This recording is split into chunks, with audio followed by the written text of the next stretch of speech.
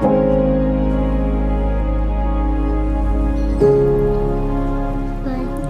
Does it hurt? No, I didn't feel it. I don't. Okay. Yeah.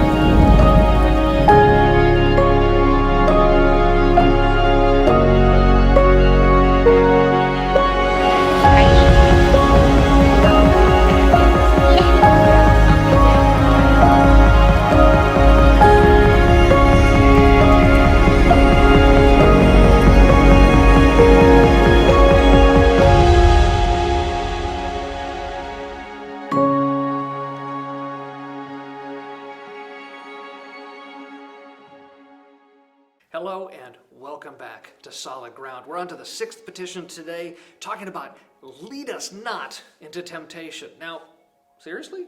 Is God going to lead us into temptation? Well, here's what Luther says. God tempts no one.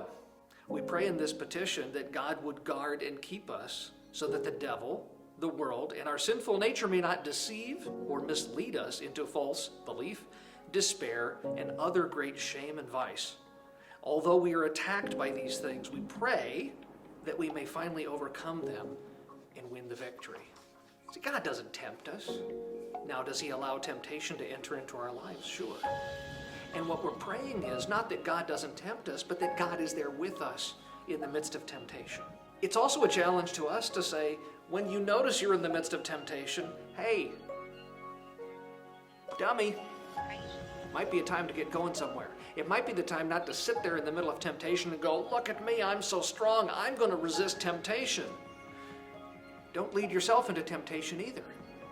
Don't walk into a situation where you know better because you think you're going to toughen yourself up.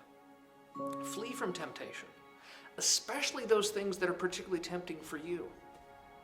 If you're on a diet, don't lead yourself into temptation by going to buy ice cream. Probably not the best way to do it. You know, if your office brings lots of goodies and so forth, it might not be time to hang around the kitchen. You know, those types of things. God is not the author of these temptations, but the devil, the world, our sinful flesh, they all provide temptation for us. And so we ask in this petition, Lord, don't lead us into temptation, but in fact, oh wait, what's the next one? Deliver us from evil. But we'll get to that next week.